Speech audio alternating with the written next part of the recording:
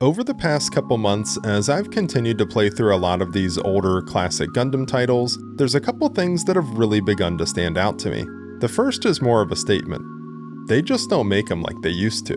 The PlayStation 2 is without a doubt home to the best games based on the franchise. That's not to say there aren't some decent games out there that released later, but it seems like overall, it's been a steady decline since that golden era of 6th gen console goodness. The second is that the West sort of gets shafted when it comes to releases. There are some absolutely incredible titles out there that, for whatever reason, were never released to Western audiences. I'm talking about games like Battlefield Record 0081, AUG vs. Titans, Gundam Unicorn. There are some absolute gems out there that sadly get overlooked, like the game we're covering today.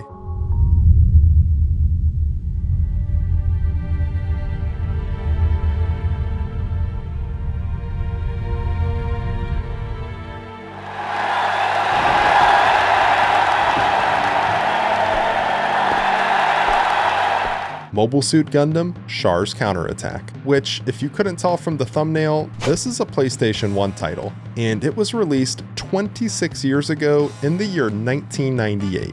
So prior to booting it up, I really wasn't sure what to expect. I'm happy to say though, this game delivers. Before we get into available game modes, mechanics, and why I think this game is so great, let's address what would probably be the biggest concern for most English speakers out there.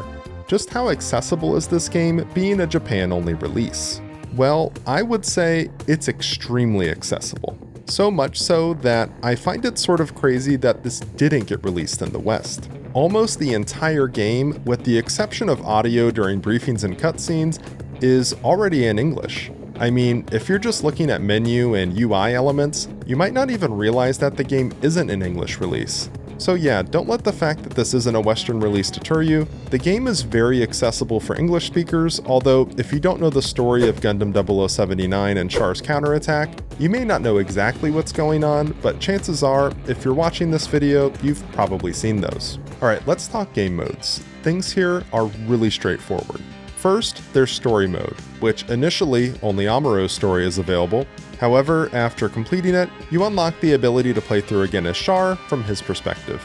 And even though this game is called Char's Counterattack, it actually covers some events from 0079, particularly some of the most important engagements that took place between Char and Amuro. The story starts off from both characters' perspectives, with them reflecting back on the One-Year War and their encounters with their respective rival. Amuro and Char's confrontation above the Earth as the white base is descending into the atmosphere, the tragic death of Lala Sune, and the final battle between the RX-78 and Zhang are all covered in the first half of the game's story. There's a mixture of both in-engine cutscenes and pre-rendered cutscenes that get sprinkled in between missions and as events unfold. The latter half of the game's story is based on its namesake, covering the events of Char's Counterattack from the first confrontation between Amuro and his RGZ-91 and Char Zazabi, all the way up to their final showdown featuring the new Gundam as Axis makes its final descent towards Earth. Despite the story being fairly short, with both perspectives being able to be completed in just a couple of hours, I really enjoyed it. It's direct, gets straight to the point, and throws you right into the characters' major encounters. There was only one section of gameplay that was a miss for me, and that was during the 5th mission of Char's story when you have to defend Axis from an incoming missile barrage. You sort of just sit there stationary and have to manually aim your weapons to intercept the incoming ordnance. This just felt sort of bad and dated. I don't really know how else to put it. Besides that though, story mode was great. It did a great job of making me feel like I was going into these fights as Char or Amuro. The bits of gameplay where you actually engage grunt mobile suits felt very anime-like, as enemies go down in just one hit, which is really how it should be. Many other Gundam games, with a few exceptions, tend to get this wrong. Zaku should never be tanking multiple beam rifle shots. I only hope that one day we can get a new Gundam game that accurately portrays the power and horror of the RX-78's beam weaponry during the One-Year War. I also really enjoyed these pre-launch sequences, which put you right into the cockpit of your suit. I just love these small details, like how when communications come in prior to launching, it isn't just an overlay that pops up on your screen, but actually shows on the screen inside your mobile suit. Really cool little detail.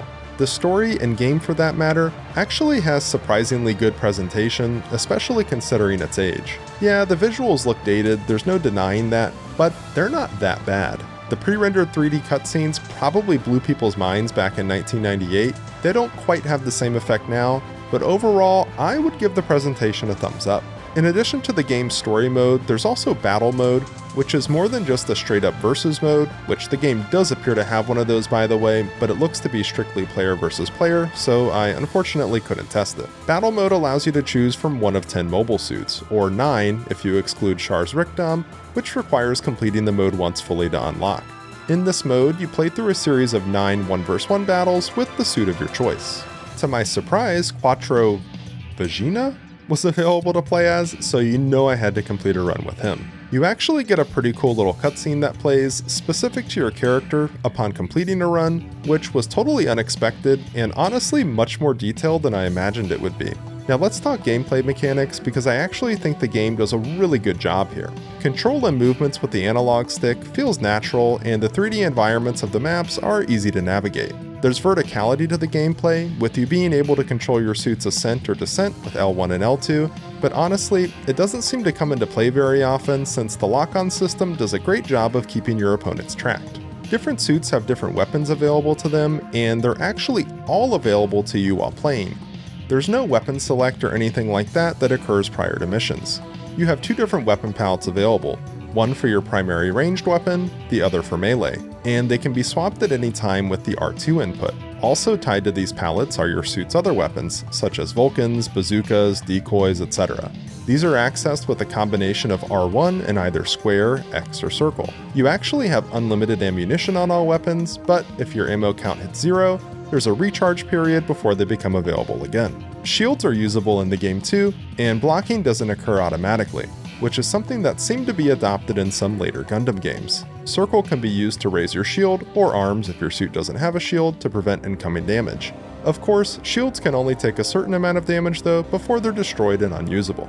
And speaking of destroyed and unusable, there's also the ability to specifically target various sections of your opponent's mobile suit. You can use R1 and triangle to cycle through the head, armor, shield, waist, and legs of your targets.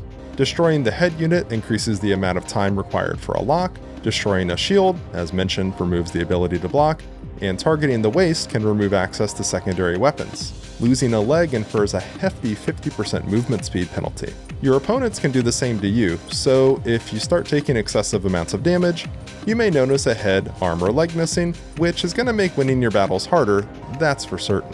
I honestly wasn't expecting this one to be so good, but it's direct storytelling that recreates some absolutely iconic moments from the show, combined with great gameplay feel and mechanics, make it a seriously good Gundam game. Is it a top 5 title? Probably not. There are some real heavy hitters in that category. Top 10 though?